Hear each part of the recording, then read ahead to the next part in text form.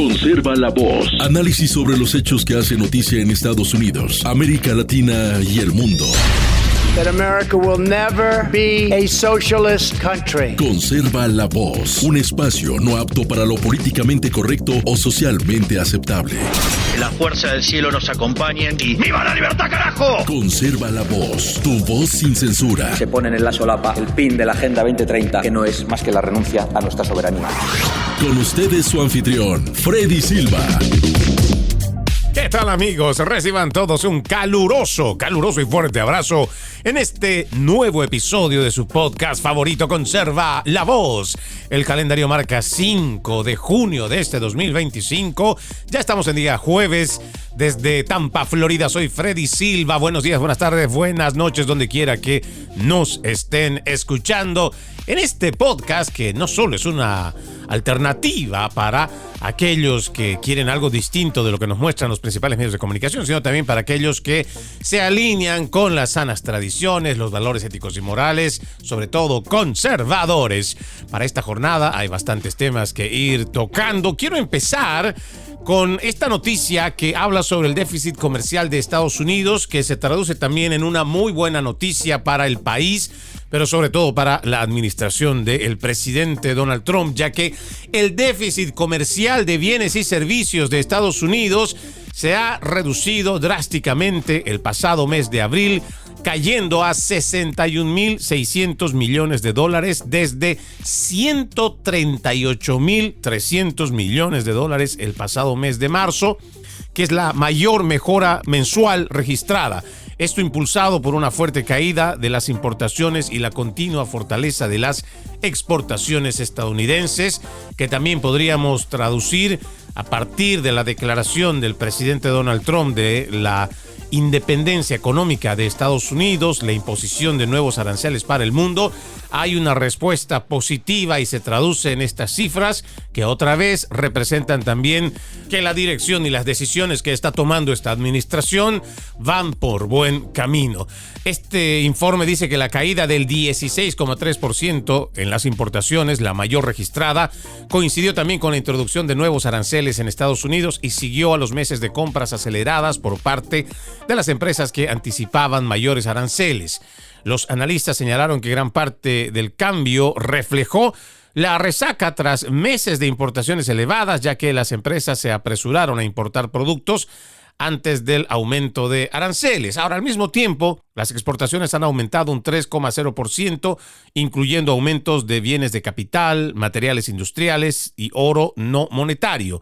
Las exportaciones de servicios también aumentaron, lideradas por los servicios de viajes y financieros, lo que amplió el superávit de larga data del país en el comercio de servicios a 25.800 millones de dólares. El aumento de las exportaciones sugiere que los temores a represalias extranjeras contra los aranceles estadounidenses han sido exageradas. El mundo no ha reaccionado a las nuevas políticas comerciales estadounidenses, negándose a comprar bienes y servicios estadounidenses. Los datos de abril no parecen indicar una guerra comercial, sino más bien un reequilibrio. Y creo que esto, de alguna manera, también tiene que sentar un precedente para estos desinformadores de los principales medios de comunicación, que rápidamente, y no me refiero solamente a los medios aquí en los Estados Unidos, sino también en el resto de Occidente, allá en Europa, igual hicieron una campaña del miedo para llamar a esto una guerra comercial, en la que las naciones del resto del mundo tenían que contraatacar a la administración del presidente Trump. Ese era el mensaje entre líneas en sus titulares. El momento que empiezan a decir los principales medios de comunicación a través de sus pasquines, igual que sus programas en televisión o sus redes sociales, el momento que establecen la narrativa de que hay una guerra, entonces quiere decir que hay un ataque por parte del que inicia la guerra y tiene que haber un contraataque por quien la va a recibir este primer ataque. O sea que es un constante enfrentamiento. No, el presidente Donald Trump, y lo voy a repetir otra vez aunque suene muy cansón, el presidente Donald Trump lo que hizo fue decirle al mundo: estamos en déficit comercial desde hace ya muchos años. Ustedes se encargan de traer los productos a mi país y tienen bajos aranceles para exportar. Sin embargo, cuando nosotros queremos llevar nuestros productos americanos a sus naciones, los aranceles incluso llegan a superar el 80%. Tiene que haber una negociación, tenemos que sentarnos a revisar estos acuerdos y si se está hablando, por supuesto, si se está hablando de negocios, ambos tienen que tener ganancia. No puede haber uno solo ganador y el otro que vaya saliendo a perder. Y esto es lo que ha venido pasando con los Estados Unidos por varios años. Incluso los mismos demócratas en el Congreso fueron diciéndolo, fueron denunciándolo. Y fue esta administración la que realmente tuvo el coraje de enfrentar este tema y plantear al mundo, hey, estamos viendo, y ustedes también, que hay un desbalance, hay un déficit comercial. Tenemos que sentarnos a negociar. Entonces, las naciones que, por supuesto, quieren jugar limpio y además que, al igual que se benefician ellos, también tiene que haber un beneficio para Estados Unidos, seguramente esas naciones de buena fe o esos gobiernos de buena fe entonces se sentarán a negociar y dirán, sí, tiene razón, Estados Unidos está en déficit, nosotros somos los únicos que ganamos, veamos cómo podemos arreglarlo. Y ojalá en lo que va de los próximos meses, semanas, días, sigamos viendo que la respuesta del mundo sea esto mismo que traduce este artículo de Breitbart, que destaca que no solamente hay una mejora en cuanto a la exportación de los productos americanos, sino también se ha dejado de importar, lo que también se traduce en que la mano de obra, la manufactura americana se está priorizando para nuestro mercado. Y ojalá esto también permita una nueva era donde, al igual que pasó el siglo pasado, podamos restituir la manufactura americana, esa manufactura que estaba muy bien codiciada, además de respetada en el resto del mundo. Otra noticia que nos parece también importante mencionar entre las buenas para esta administración tiene que ver con el ranking o el índice de aprobación con el cual sale ahora el presidente Donald Trump, datos que revelan cómo, a pesar de todo este daño mediático, de toda esta campaña de los principales medios de comunicación para hablar mal en contra de esta administración, pues no les está resultando. Simplemente la gente afuera ya no les cree a estos principales medios de comunicación y se puede traducir esta encuesta, que es realmente un rotundo fracaso por parte de estos medios de comunicación que entendemos igual, aunque salga este índice de popularidad, aceptación del presidente Donald Trump, los principales medios de comunicación van a seguir desinformando a nuestra población. Sin embargo, tienen que tenerlo claro, por lo menos desde estas trincheras, y sabemos que al igual que nosotros hay periodistas, divulgadores, tiktokers, youtubers,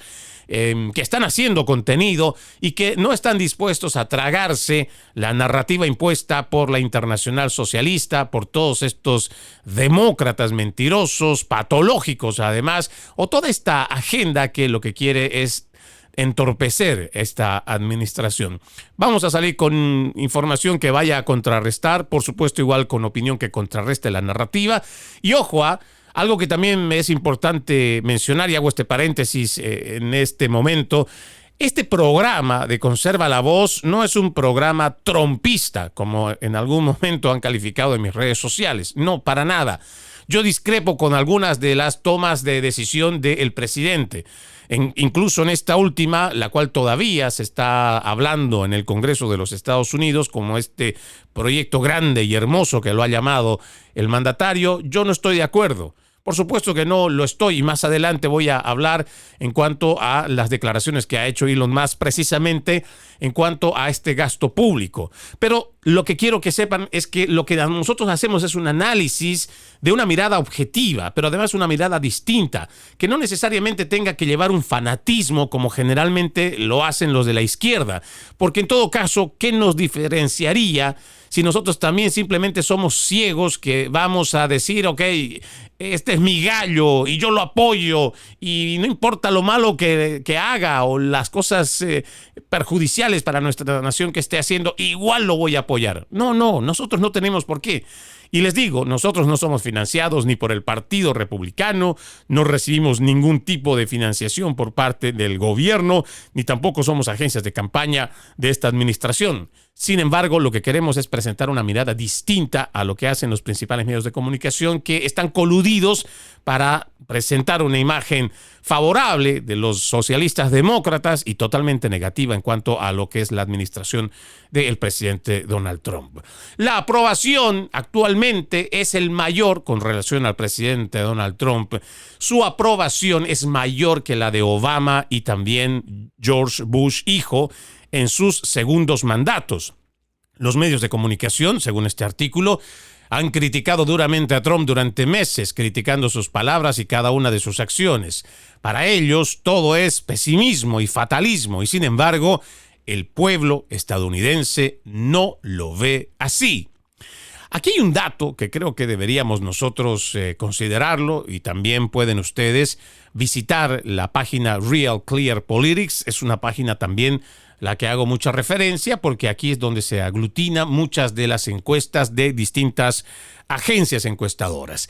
Dice Tom Vivan de Real Clear Politics, publicó en X que hace 2 días el índice de aprobación del presidente Trump en promedio es de 47,5% y es más alto que el de Obama y el presidente Bush en este punto de sus segundos mandatos. El medio señaló que en ese mismo momento la presidencia de el musulmán Barack Hussein Obama, su índice de aprobación era de 47,1%, mientras que la de George Walker Bush era del 45,9%. La publicación incluía un gráfico que mostraba cómo el presidente Trump superaba a los 2 presidentes anteriores. Y esto es un desastre que podría catalogarse no solo para los principales medios de comunicación, sino también para los demócratas, que hasta ahora no tienen una cabeza, un líder visible que diga, hey, yo soy la oposición en este momento. No, quienes están haciendo de oposición al Partido Republicano que está en la administración número 47, los únicos que están como activistas opositores son parte del aparato judicial. Jueces y fiscales progresistas designados por Obama o igual por Joe Biden son los que están tomando la iniciativa de boicotear, estropear o poner zancadilla a lo que es la administración del presidente Donald Trump. El pueblo lo está viendo, el pueblo se está dando cuenta y por ello el presidente, en esta encuesta que usted lo puede encontrar otra vez en Real Clear Politics, demuestra que el pueblo todavía confía en el presidente Donald Trump y las decisiones que está tomando. Les mencionaba que el tema de este proyecto grande y hermoso para Estados Unidos del presidente Donald Trump está generando polémica, y es que el tema pasa por la distribución del dinero y también en elevar el techo de la deuda pública. Yo tengo una página que constantemente a la gente le digo que pueda digitar US Debt Clock, ahora mismo estoy viéndolo en pantalla, que muestra que la deuda pública nacional en este momento, ahora mismo que estamos haciendo la emisión de este podcast, indica que nuestra deuda pública es de 36.939.970 billones de dólares. Bueno, en general son 36.939.970 y el resto de los números siguen moviéndose. Esta deuda significa que si nosotros somos alrededor de 320 millones de personas que vivimos en los Estados Unidos, dividiendo estos 36 trillones en esta cantidad de población, nos tocaría pagar $107,843 a cada ciudadano. Sin embargo, en la práctica o en la realidad esto no sería posible. ¿Por qué? porque los niños, los recién nacidos, los ancianos ya jubilados no trabajan y no contribuyen económicamente al país. Sin embargo, quienes sí contribuyen y quienes pagan sus impuestos son los que al final terminan pagando la deuda. Y usted, amigo oyente, que tiene su pequeño negocio o que es empleado, que tiene una iniciativa o lo que sea, pero paga impuestos, le cuento que según esta deuda pública nacional de 36.939.000 y más números, que en realidad es casi ya 37 trillones, a cada uno de los contribuyentes nos tocaría pagar una deuda de $323.051. Tarde que temprano lo vamos a pagar. Ojo, por eso es que también existen voces que están en desacuerdo con ampliar el techo de la deuda pública, independientemente que sea el presidente Donald Trump. Y hay aquí una declaración que me parece interesante, que es la de uno de los hombres más ricos del mundo, que hace unas horas nada más, déjeme ver, la publicación, sí, fue hace unas horas nada más en su cuenta de X, el mismo Elon Musk ha hecho una rememoración o ha rescatado una de sus publicaciones de septiembre 9 del 2024. Dice: Estados Unidos está yendo a la quiebra extremadamente rápido y todo el mundo parece estar silbando mientras pasa junto al cementerio. El presupuesto del Departamento de Defensa es muy elevado, asciende a $1 billón al año, y los pagos de intereses de la deuda nacional acaban de superar el presupuesto del Departamento de Defensa. Son más de $1 billón al año solo en intereses y siguen aumentando. Estamos añadiendo $1 billón a nuestra deuda que nuestros hijos y nietos tendrán que pagar de alguna manera cada 3 meses y pronto será cada 2 meses y luego cada mes. Entonces, lo único que podremos pagar serán los intereses. Es como una persona a gran escala que ha acumulado demasiadas deudas con las tarjetas de crédito. Esto no tiene buen final. Tenemos que reducir el gasto. El mismo Elon Musk hace esta publicación que sale de una entrevista de All In Pod el 9 de septiembre del 2024. Entonces, la prensa progresista aliada de los demócratas a nivel nacional ya ha inventado esta guerra, enfrentamiento entre Elon Musk en contra del presidente Donald Trump. Y el mismo Elon Musk lo ha dicho en reiteradas oportunidades. Él no es que esté en contra del presidente. En lo que está en contra es en la aprobación de este proyecto de ley si es que no se hacen los ajustes necesarios en cuanto al techo de la deuda o ampliar la deuda pública. El presidente hace unos días nada más decía y lo explicaba de una forma clara. Si bien es cierto, lo que está dentro de este proyecto de ley indica un aumento en el techo presupuestario, pues también tendrá que ser analizado en la Cámara de Senadores. Donald Trump explicaba que ya en este punto, después de la aprobación en la Cámara de Representantes, seguramente el Senado habría de hacer una revisión adicional y ahí es donde se van a ir descartando ciertos gastos o habrá una revisión de los cuales dirán: esto sí, esto no, y tal vez tenga que volver esto otra vez a la Cámara de Representantes para otra revisión. O sea que no se está dando por sentado que automáticamente, como está ahora mismo el texto de este proyecto de ley grande y hermoso de Trump, sea así tal cual aprobado. Pero esto no quita el desencanto que tiene Elon Musk en contra de este proyecto de ley. Y por eso es importante que nosotros también vayamos viendo, ¿no? ¿Qué es lo que realmente está mostrando Elon Musk en cuanto a el por qué no está de acuerdo, ¿no? ¿Por qué es que se opone realmente Elon Musk? Él explica en cuanto a cómo acabar con la inflación y eliminar los pagos de interés para siempre. Dice: siempre que la economía crezca más rápido que la oferta monetaria, lo que significa que se frena el gasto excesivo del gobierno y el despilfarro, y la producción de bienes y servicios realmente útiles supera el aumento de la oferta monetaria, se elimina la inflación y también se eliminan los pagos de intereses que la gente paga. La razón por la que los pagos de intereses son tan altos se debe a que la deuda nacional sigue aumentando. Por lo tanto, el gobierno compite con los ciudadanos para vender deuda. Esto eleva la tasa de interés. Si se reduce el déficit, se obtiene una situación fantástica para que la gente, porque se elimina la inflación y se bajan los tipos de interés. Eso significa que los pagos de hipoteca de las personas disminuyen, los pagos de tarjetas de crédito disminuyen, los pagos de sus automóviles disminuyen, sus préstamos estudiantiles aumentan o van bajando más bien. Su vida se vuelve más asequible y su nivel de vida mejora. Y es que tiene mucho sentido y nos hemos dedicado varios minutos a este planteamiento de que nosotros no podemos permitirle otra vez a los políticos a seguir endeudando a la nación en nuestro nombre. Porque al final del día ya no estamos hablando solo de quienes ahora todavía formamos parte de la masa laboral, quienes somos los contribuyentes y los que estamos pagando la deuda, sino la deuda monstruosa que le vamos a heredar a nuestros hijos y a nuestros nietos. Tiene que haber una profunda reflexión del ciudadano americano, ese que piensa que hay que resolver lo urgente, mas no lo importante, ese que todavía cree que el gobierno es el papá de todos y es el que debe empezar a crear empleos, esto a costa de lo que contribuyen los ciudadanos, que son los impuestos. No, necesitamos un gobierno que primero sea más reducido.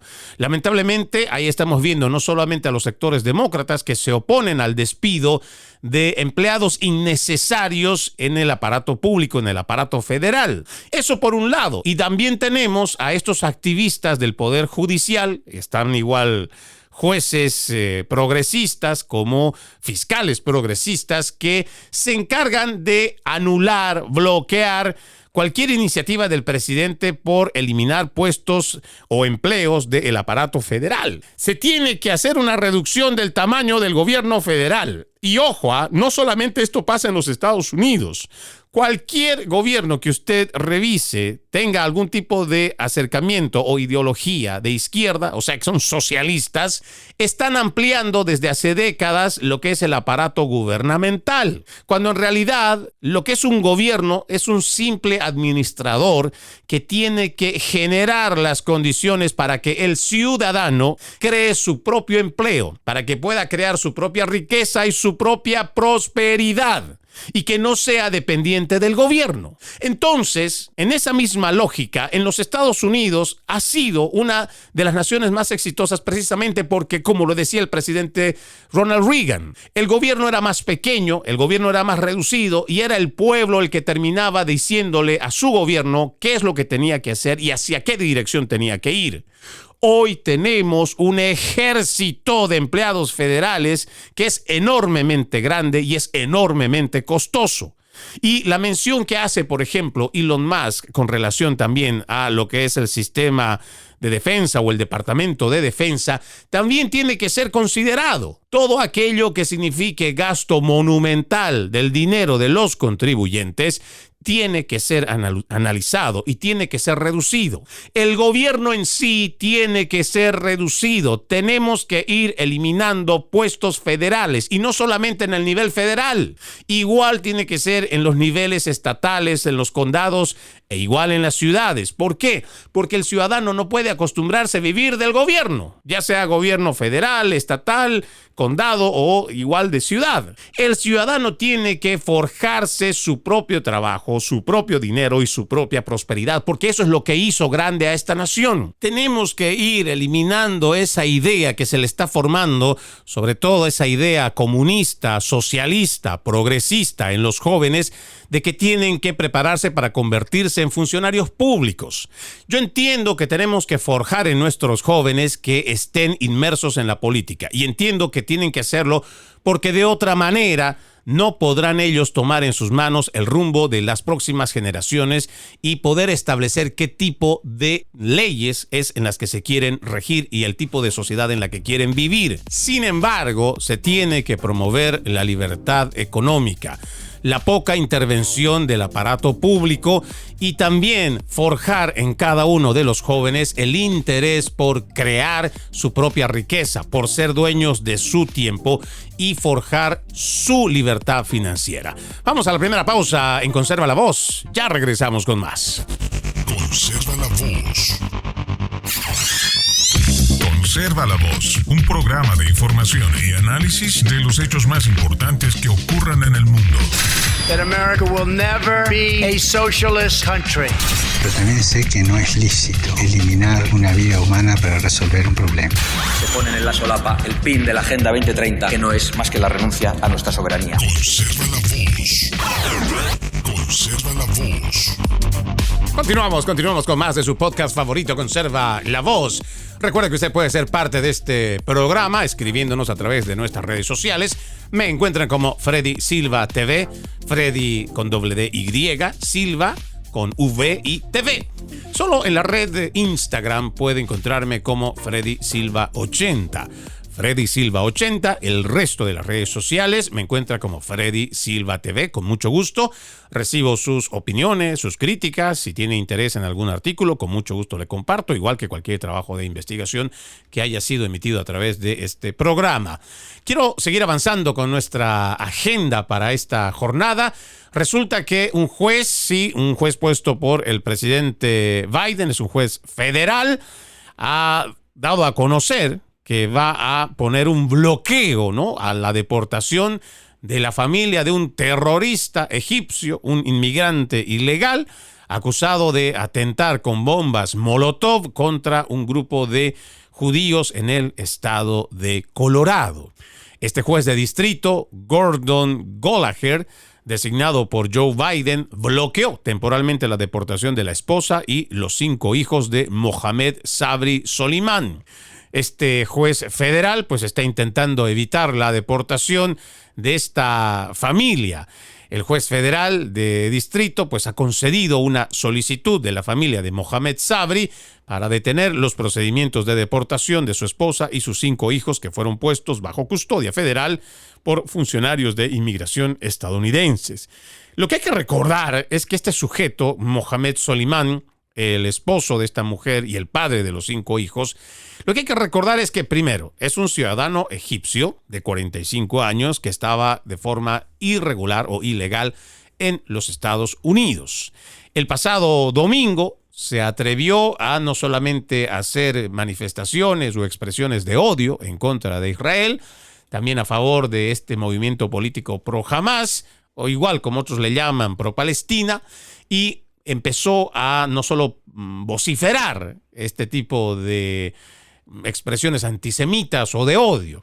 Adicionalmente a ello, pues se preparó con bombas Molotov y un lanzallamas. El Buró Federal de Investigaciones ha calificado esto como un atentado terrorista doméstico y además de un crimen de odio. Sin embargo, con todos estos antecedentes, parece que para las cortes, y otra vez parece realmente cansón decirlo, pero este aparato judicial, al ver que no hay una cara visible de oposición en el Partido Demócrata, son los que toman la iniciativa y el activismo para ir en contra de la administración Trump. Se supone que tarde que temprano van a terminar expulsando a este sujeto, a este terrorista de 45 años, Mohamed Soliman. Entonces, seguramente, después saldrán los demócratas a decir que a raíz de la decisión de esta administración, independientemente que haya cometido o no estos actos de odio, que haya quemado a otras personas que estaban vivas, que además estaban ahí protestando o estaban haciendo una manifestación a favor de la liberación de rehenes judíos en la Franja de Gaza por este grupo terrorista Hamas. Sin embargo, parece que la Corte al final dice, bueno, pues que se lo lleven a este tipo. Yo asumo que van a tomar esa determinación de decir, bueno, que se vaya el tipo, pero que se quede aquí la familia. Y de ahí saldrán los medios de comunicación a decir que la administración del presidente Trump decidida siempre a romper o destruir las familias, pero ignorar el hecho que ha cometido el terrorista egipcio de 45 años, además inmigrante ilegal en los Estados Unidos. Vamos a ir viendo cómo se desarrolla esto. Sin embargo, es otra muestra más de cómo el Poder Judicial hoy está corrompido, está lleno de activistas de izquierda y que más allá de lo que pueda significar o representar la ley, el Estado de Derecho y todo esto, son personas dedicadas hoy a simplemente a hacer oposición al gobierno de la administración Trump. En otro tema que me parece realmente grave, pero es importante mencionarlo, un adolescente, fue una mujer adolescente, fue abusada sexualmente por un inmigrante ilegal con quien el gobierno de Biden la envió a vivir. Este es un tema que realmente me desgarró leerlo. Es una publicación que usted lo puede encontrar en Daily Wire. Hay datos que son escalofriantes, pero que no son nuevos. Al hacer la lectura de este informe de la policía, de la oficina del sheriff del condado Palm Beach, aquí en la Florida, en nuestro estado del sol, me hizo recuerdo a lo que pasó en la administración de Joe Biden, cuando en esta migración masiva y descontrolada vinieron cientos de miles de niños no acompañados. Personas que se dedican al cuidado y la protección de niños denunciaron en su momento, y yo recuerdo muy bien que la organización sin fines de lucro Project Veritas o Proyecto Veritas terminó haciendo una investigación donde fue a dar con niños y adolescentes que habían sido, pues no sé si decir reclutados, tomados por gente que ni siquiera era su familia. Y todo esto fue con la venia de la administración Biden. Sí, todos estos demócratas no les importa realmente la vida de los niños o de los adolescentes. Aprobaron o permitieron igual que gente que no tenía nada que ver con esos niños, que no tenían siquiera una relativa, un parentesco ni siquiera lejano, terminaron quedándose con estos niños, se los llevaron a sus departamentos y no solamente hubo abuso laboral, hubo también extorsión, tráfico sexual, porque a muchas jovencitas las obligaron a prostituirse, y esto se denunció, no solo a través de esta investigación de Project Veritas, sino también la misma señora Rodas, que no recuerdo bien ahora el nombre, se presentó ante comités del Congreso y explicó la gravedad de lo que está pasando con este tema de los niños no acompañados. Reportes empezaron a salir, algunos decían de 50,000 niños, otros hablaban de más de 100,000. De las últimas cifras que yo logré verificar, hablaban de más de 250,000 niños no acompañados, de los cuales no se sabía el paradero. En esta investigación de Project Veritas nos mostraba cómo, por ejemplo, había en una sola habitación, o sea, habían 4 hombres, no había una sola mujer, y habían logrado uno de estos 4 hombres haciendo una solicitud, solamente llenando una solicitud en línea, logró hacerse con el cuidado de 6 niños, sí, de diferentes edades entre 4, 5, 6 y 9 años. Estos niños, por lo menos en lo que se veía en este reporte, habían sido abusados y también habían sido sometidos a trabajo infantil. Paralelamente, en esta misma investigación, se logró dar con 2 jovencitas que tenían entre 15 y 16 años, a las cuales se le preguntó qué y quiénes son los que la habían reclamado a través de la solicitud en línea que permitía quedarse con los niños no acompañados. Y ella decía, pues no son nada mío, no son ni mis padres, no son ni mis tíos. Sin embargo, me obligan a prostituirme en ese departamento porque dicen que yo tengo que pagar una deuda con ellos. Hay muchas historias que son verdaderamente escalofriantes. Por eso le digo que esto de la administración de los demócratas es pura, pero pura hipocresía cuando hablan de la defensa de los inmigrantes indocumentados. Ahora que le menciono este informe que sale en Daily Wire, me hizo recuerdo en parte a esos informes los cuales hacemos seguimiento constantemente. Pero le leo para que usted ya vaya entrando igual en el asombro conmigo. Se trata de un inmigrante ilegal de 37 años, un hombre, arrestado por presuntamente abusar sexualmente de al menos una adolescente a quien el gobierno federal envió a vivir con él como parte del plan de la administración Biden para colocar a niños extranjeros no acompañados en hogares de patrocinadores no relacionados y poco investigados. Se trata de Wilson Manfredo López Carrillo, arrestado por la oficina del sheriff de Palm Beach, en Florida, el pasado mes de mayo, hace unos días nada más, el 22 de mayo, acusado de 3 cargos de agresión sexual a menores.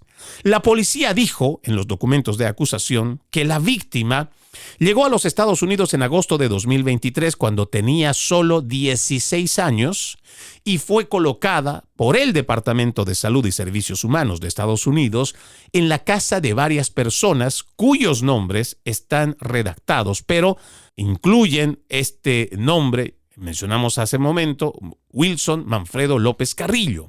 La víctima denunció 3 casos de agresión sexual por parte de este personaje mencionado, todos ocurridos en febrero de este año, de 2024.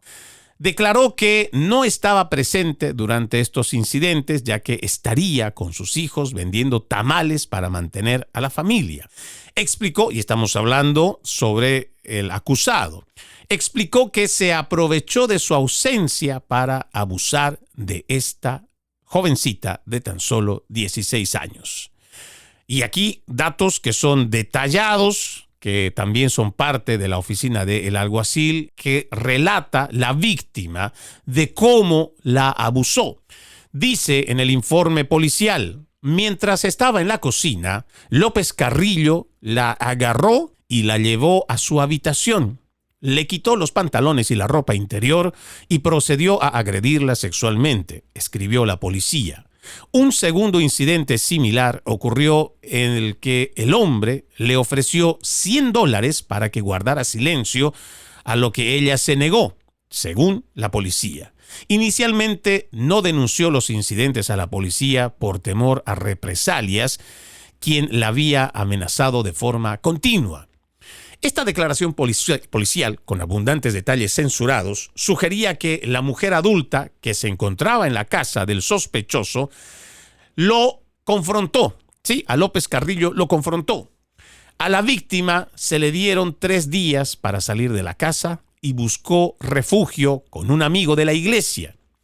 El amigo contactó a la mujer, quien reveló que, es un texto censurado, había agredido sexualmente de ella, lo que provocó su expulsión.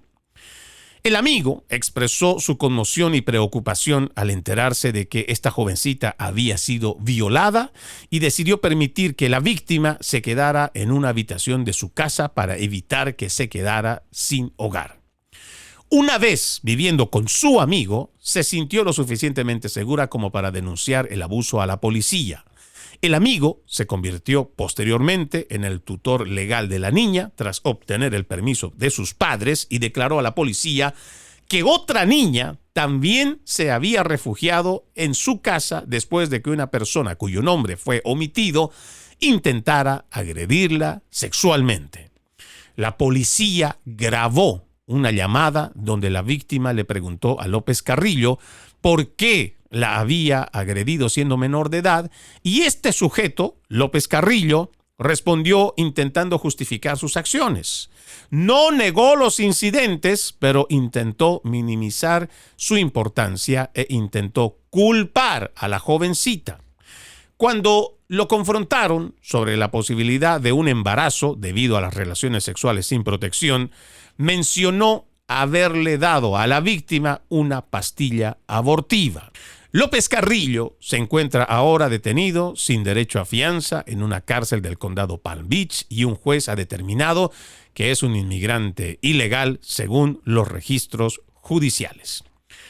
Estos datos acompañan a lo que nosotros le veníamos diciendo de que hay más de 120,000 niños extranjeros no acompañados que han ingresado al país anualmente durante la administración de Joe Biden, como parte de una laguna legal que permitía a los inmigrantes ilegales permanecer en el país si decían que eran menores de 18 años y no estaban con sus padres. Eso incentivó a las familias a separarse, pagando a traficantes de personas para que cruzaran la frontera solo con los niños. Al llegar los niños eran sorprendentemente vulnerables a la explotación. No hablaban inglés, eran menores de edad, estaban endeudados con los cárteles y tenían miedo de acudir a la policía por ser inmigrantes indocumentados. Pero los demócratas habían acusado al presidente Trump de mantener a los niños en jaulas en referencia a las instalaciones de seguridad desarrolladas por la administración del musulmán Barack Hussein Obama. Por ello, cuando Joe Biden asumió la presidencia, intentó evitar la acusación de hipocresía, encontrando rápidamente lugares donde vivir para los niños. Sí, esta fue la forma en cómo Joe Biden dijo: a mí no me van a echar el muerto, yo no soy el que ha construido estas jaulas, lo hizo, para quien yo trabajaba, que era mi jefe superior, Barack Obama. Pues entonces, para no meternos en problemas, lo que voy a hacer es muy simple. Los vamos a sacar donde sea, como sea y con quien sea, todos estos niños no acompañados. No les vamos a hacer ninguna prueba de ADN para ver si tienen o no algún tipo de parentesco. No vamos a ir detenidamente a revisar quiénes son los solicitantes. No vaya a ser que nos encontremos con traficantes de personas y luego tengamos que hacer un gasto extra de recursos o perder más tiempo. No. Y tener ahí a los niños en las jaulas va a ser un problema. No, mejor los sacamos, no importa con quién sea. Y esa fue la actitud del gobierno demócrata. Porque no solamente era Joe Biden. La mayoría de los secuaces demócratas se pusieron de acuerdo para no hacer escándalo con relación a estas medidas tomadas por el gobierno socialista de los demócratas. Y hoy, cuando uno empieza a revisar cómo esta muchachita de 16 años fue abusada sexualmente en más de una oportunidad por este desgraciado, sí, este López Carrillo, este inmigrante ilegal de 37 años, es donde realmente uno se tiene que preguntar: ¿qué estamos haciendo para poder cuidar y proteger a los niños, sobre todo a estos niños de los cuales se supone la prensa nacional se aprovecha para ganar algún tipo de audiencia, hablar sobre los pobres niños abandonados en la frontera, pero jamás hablan de la negligencia por parte de estos padres, ¿sí? Estos indocumentados que le encargan la vida de sus hijos a los coyotes, a estos polleros, a estos traficantes de personas. O igual, cuando se trata de estos buenos inmigrantes que cruzan la frontera, jamás he escuchado decir que deben de hacer algún tipo de proceso también contra estos padres de familia negligentes porque han arriesgado la vida de sus hijos haciéndolos cruzar desde el Darién.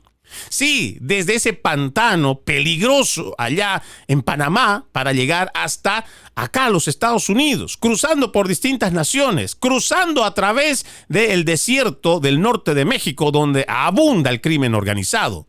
¿En qué momento ha escuchado usted a través de Univisión, de Telemundo, NBC, ABC o cualquier prensa progresista, todos estos principales medios de comunicación, cuándo los ha escuchado mencionar, hacer algún tipo de mención siquiera sobre la negligencia que tienen estos padres, que cometen estos padres en contra de sus hijos al arriesgar sus vidas, al traerlos acá por todo ese desierto y por toda esa travesía que hacen los niños? Aquí, en los Estados Unidos, yo he visto casos en donde a la madre o al padre que se olvida de su hijo tan solo 5 o 7 minutos en su automóvil, ya sea en invierno o igual en verano, que se les olvida y alguien reporta que hay un niño olvidado por esa cantidad de minutos, muchos de estos pierden la custodia de sus hijos y les es muy difícil volverla a retomar. ¿Por qué? Porque han cometido una negligencia. Lo mismo cuando los abandonan o los dejan por mucho tiempo solo. Hemos visto casos incluso de mujeres que han salido a hacerse las uñas o el pelo y quién sabe, o una compra de emergencia y los han dejado solos y alguien reportó y les han quitado la custodia por minutos que dejaron a sus hijos solos. Sin embargo, cuando se trata de la inmigración ilegal, parece que ahí no pasa ningún tipo de negligencia. Al contrario, lo que hacen los principales medios de comunicación es poner a esta familia como los grandes héroes que atravesaron el desierto y que cruzaron tantos países y que hicieron todo el esfuerzo para llegar a los Estados Unidos, y los aplauden y les reciben con abrazos y les dan cupones de comida y les pagan hoteles 5 estrellas y les dan transporte y les dan además tarjetas de débito para que puedan gastar hasta $4,500, algunos casos más. Y esto lo promueve la prensa progresista. Sin embargo, cuando hay que hacer un trabajo objetivo, por ejemplo, preguntando a ese niño, ¿pasó desnutrición? ¿Estuvo bien alimentado en todo el trayecto? ¿Hubo algún tipo de manoseo? ¿Estos niños fueron sometidos a algún tipo de abuso sexual? ¿Será que estos niños tienen algún derecho en el cual alguna de estas organizaciones sin fines de lucro salga a defenderlos? Pues parece que no, porque a ninguno de estos niños siquiera le han preguntado si quiere venir a los Estados Unidos. No, simplemente los han mandado. ¿Por qué? Porque la administración demócrata lo que hacía era dejarlos quedar a los chicos, a estos niños no acompañados, y después venían los padres y buscaban la forma de cómo conseguir algún tipo de estatus legal. Díganme si esto no es algo que realmente es muy bajo, incluso para el peor de los padres de familia. Utilizar a tus hijos para tú tener algún tipo de beneficio migratorio o recibir comida o vivienda a costa de tus hijos. Sin embargo, esto se ha dado y todavía se sigue dando en los Estados Unidos. Cuando yo escucho este caso, como el que les he mencionado, de este sujeto que abusa sexualmente de una menor de edad y que como esta víctima hay muchas otras de las cuales ni siquiera se sabe, es donde realmente me pregunto, ¿hasta qué punto son cómplices los principales medios de comunicación de este trato que se les da a estos cientos de miles de niños no acompañados, de los cuales incluso hasta ahora no se sabe el paradero de muchos de ellos? ¿Hasta qué punto también el Partido Demócrata es responsable por todo esto que ha ocurrido y todavía sigue ocurriendo y de lo cual ni siquiera nos hemos enterado? Estas son las preguntas de rigor que deberíamos de hacernos los ciudadanos, si estamos genuinamente preocupados por todo lo que es la inmigración irregular que ha traído la administración Biden, con más de 14 millones de inmigrantes, los cuales no fueron controlados, no fueron revisados. De estos más de 300,000 niños no acompañados, los cuales todavía están haciendo algún tipo de esfuerzo para encontrarlo. Y ya estamos en una administración republicana. Ya hay otro presidente. Sin embargo, parece que no hay pistas, no hay rastros de todos estos niños. ¿Qué están haciendo? ¿Con quiénes se han quedado? ¿Están siendo abusados? ¿Hay alguna forma de ayudarlos? Parece que esto a nadie le importa. Y no importa que seas republicano, si fueras MAGA, ultra izquierdista, ultra liberal o igual un independentista. Parece que al final a la casta política le importa un soberano cacahuate de lo que le pasa a las víctimas de trata y tráfico de personas. Vamos a la última pausa en Conserva la Voz. Ya regresamos con más. Conserva la Voz. Conserva la Voz, un programa de información y análisis de los hechos más importantes que ocurran en el mundo. That America will never be a socialist country. Pero también sé que no es lícito eliminar una vida humana para resolver un problema. Se ponen en la solapa el PIN de la Agenda 2030, que no es más que la renuncia a nuestra soberanía. Conserva la Voz. Conserva la Voz. Vamos avanzando con más de su podcast Conserva la Voz, su podcast favorito para los conservadores. Tenemos otro tema que nos parece importante mencionar y se trata de esta instrucción que ha emitido el presidente Donald Trump con relación a una investigación sobre el encubrimiento cada vez más evidente del deterioro cognitivo, del deterioro mental del expresidente Joe Biden y sobre todo del uso de este bolígrafo automático, la firma automática presidencial por parte de sus asesores. Ya lo hemos dicho que tanto el señor Comer, al igual que otros republicanos en el Congreso, ya están llevando adelante la idea de procesar o por lo menos investigar esto de la firma automática presidencial. Pues ahora ya oficialmente el presidente Trump ha ordenado a su administración que investigue si los asesores del expresidente Joe Biden conspiraron para engañar al público sobre su deterioro mental y utilizaron su deterioro mental, para utilizar esta firma automática electrónica y firmar documentos sin su consentimiento y conocimiento. Él dijo, el presidente Trump, a través de un memorando dirigido a su abogada y fiscal general Pam Bondi, Trump dijo: en los últimos meses se ha vuelto cada vez más evidente que los asesores del expresidente Biden abusaron del poder de las firmas presidenciales mediante el uso de un bolígrafo automático para ocultar el deterioro cognitivo de Biden y hacer valer la autoridad del artículo 2. Esta conspiración constituye uno de los escándalos más peligrosos y preocupantes de la historia de los Estados Unidos. Se impidió deliberadamente que el público estadounidense descubriera quién ejercía el poder ejecutivo, mientras que la firma de Biden se utilizaba en miles de documentos para lograr cambios radicales en las políticas. El presidente Trump también argumentó que existen serias dudas sobre el proceso de toma de decisiones e incluso sobre el grado de conocimiento de Biden de los miles de documentos presidenciales firmados a lo largo de sus 4 años de mandato, que incluyeron indultos a sus familiares y actos de clemencia que libraron a decenas de asesinos convictos de la pena de muerte. El asesor, dice también en el comunicado del presidente Trump, el asesor del presidente, en consulta con el fiscal general y el jefe de cualquier otro departamento de agencia ejecutiva pertinente, investigará en la medida permitida por la ley si ciertas personas conspiraron para engañar al público sobre el estado mental de Biden y ejercer inconstitucionalmente las autoridades y responsabilidades del presidente. El memorando presidencial señaló que la investigación federal examinará posibles esfuerzos para proteger deliberadamente al público de información sobre la salud mental y física de Biden y las circunstancias que rodearon la supuesta ejecución de numerosas acciones ejecutivas por parte de Biden durante sus últimos años en el cargo, incluido el uso de esta firma automática.